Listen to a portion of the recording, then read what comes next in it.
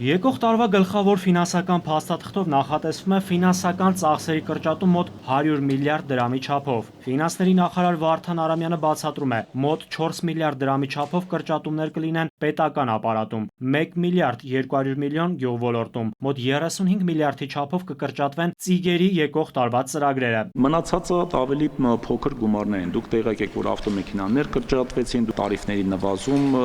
գազի եւ նման տիպ ծառայությունների։ Մենք սկսելու ենք պուակներից, որպեսզի հիմնավորեն թե այդ պուակները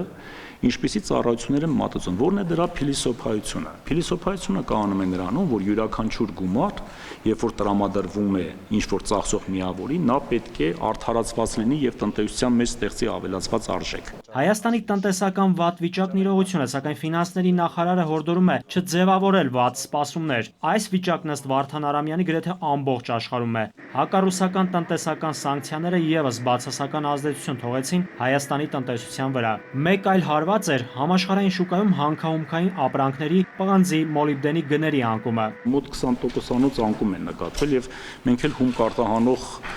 երկիր ենք, գիտեք, որ մեր արտահանման շուրջ 50%-ը հանքահումքային ապրանքներն են եւ մետաղական հանածոներն են, որոնք որ մենք արտահանում ենք արտաքին շուկա։ Վերջին 2 տարիների ընթացքում Հայաստանում արձանագրվել է մոտ 700 միլիոն դոլարի չափով տրանսֆերտների նվազում։ 2016-ին էլ ըստ նախարարի 140 միլիոն դոլարի կրճատում է լինելու։ Վերջին 2 տարիների ընթացքում ըստ Վարդան Արամյանի տնտեսության առողջացման համար կառավարության հարկաբյուջետային քաղաքականությունը եղել է ընդլայնողական։ Դա ինչ է նշանակում, որ մենք ավելի շատ ծախս ենք կատարել եւ դեֆիցիտ ենք տվել եւ դեֆիցիտի հաշվին ավելի շատ գումար ենք ներարկել տնտեսություն, որպեսզի փոխհատուցենք արտաքին աշխարհից կրճատվող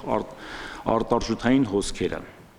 Այդ պարագայում, եթե թվերի լեզվով խոսենք, օրինակ դա հանգեցրել է 2015 թվականին 4.8% պակասուրդի,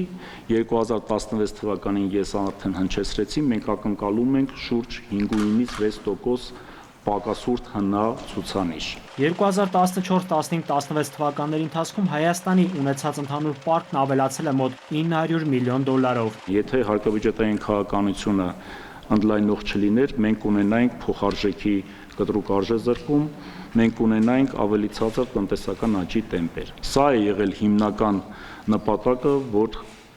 մենք ունեցել ենք պարտքի բարձր մակարդակ։ Վերջին տարիներին Հայաստանի պարտքն ավելանում է, կառավարությունն էլ սկսելու է պարտքի կոնսոլիդացման գործընթաց։ Հայաստանի ներքին եւ արտաքին պարտքը առաջիկա տարիներին պետք է դարձնել կառավարելի։ Պակասուրդ հնա ցուցանիշը 2017-ին կկազմի 2.8%, այսինքն պակասուրդը կլինի մոտ 150 միլիարդ դրամ։ Պակասուրդի հիմնական մասը ֆինանսավորվելու է արտաքին աղբյուրների հաշվին։ Ֆինանսների նախարարի տվյալով այս տարվա համար կառավարությունն ակնկալում է 2.4% տնտեսական աճ, ծրագրված 2.2%-ի փոխարեն։ 2017-ին տնտեսական աճի ցուցանիշը ծրագրված է 3.2%։ Նայիրի Մուրադյան, Նարեկ Գալստյան, ժամը լրատվական։